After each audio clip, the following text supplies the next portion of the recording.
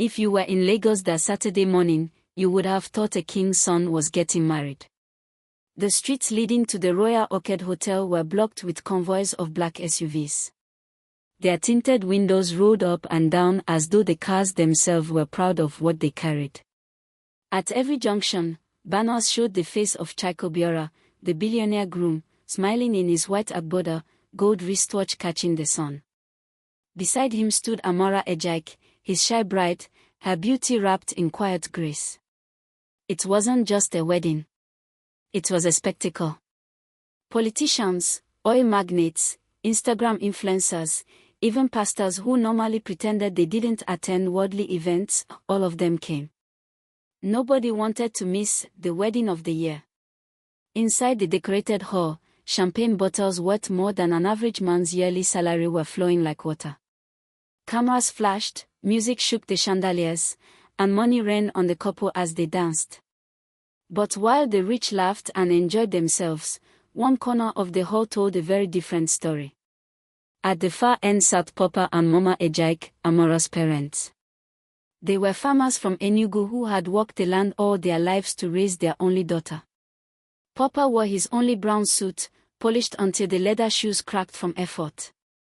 Mama sat quietly in her best wrapper, simple girly tied, her old handbag on her lap. They looked small in the grand hall of marble and gold. People noticed. They whispered, they smirked. One of Chike's cousins leaned over and said, "Look at them. From mud house to five-star hotel. God truly has mercy." Amora saw it. Her chest tightened. She wanted to run and hug her parents, but the wedding train was moving too fast for her to stop it. When it was time for the parents to bless the couple, Papa Ejike stood, adjusted his tie, and held the microphone with trembling hands. "My children," he began softly, "marriage is not only about money or fine clothes. It is about patience, love, and respect. May God guide your home." But before he could finish, Chike snatched the microphone, smiling to the crowd.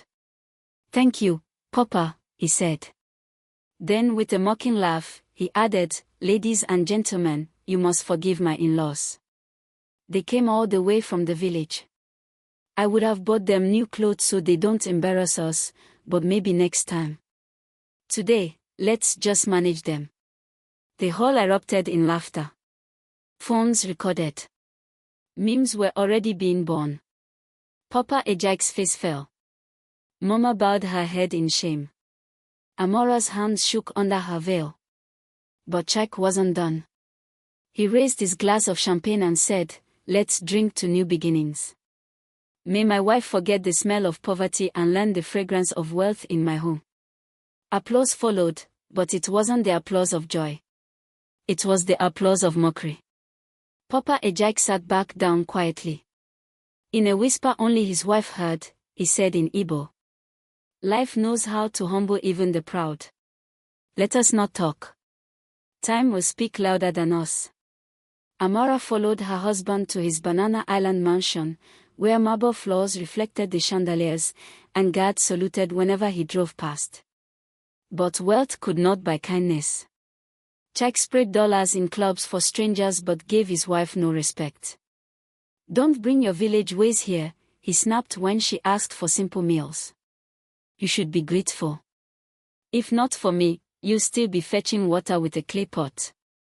Amora cried quietly at night. She remembered her parents' tired smiles and their humility.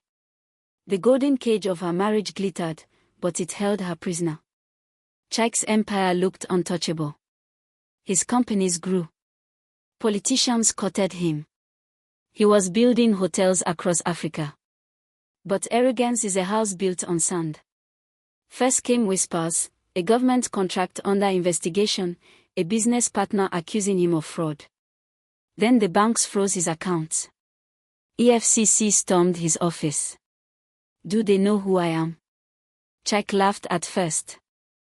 But soon, newspapers carried his face under the headline. "Billionaire under probe for money laundering." Friends stopped answering his calls. Politicians denied him. Pastors who once prayed for him now preached against ill-gotten wealth.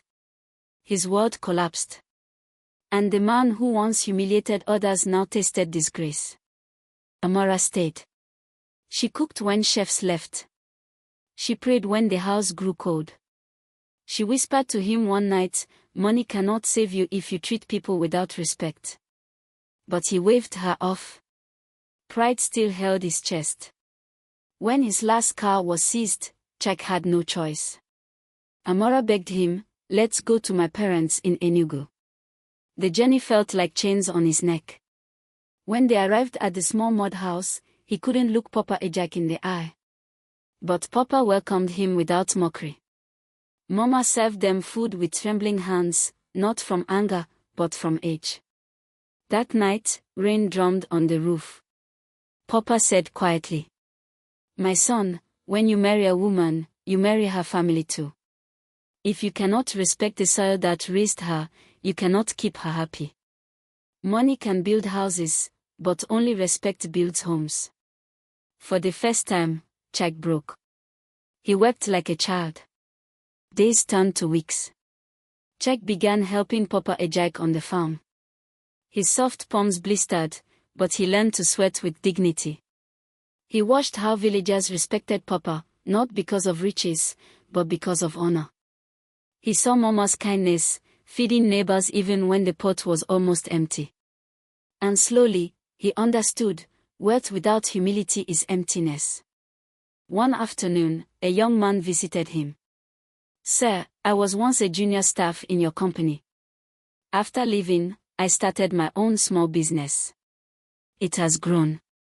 But I remember your sharp mind. I want you to consult for me." That became Jack's slow road to rebuilding.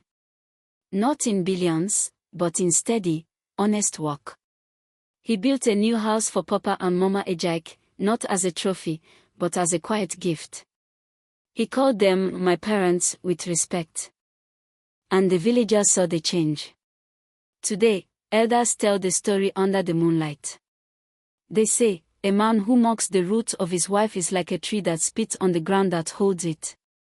When the storm comes, that tree will fall." Jack's wealth returned in small waves, but his greatest treasure was what he finally learned.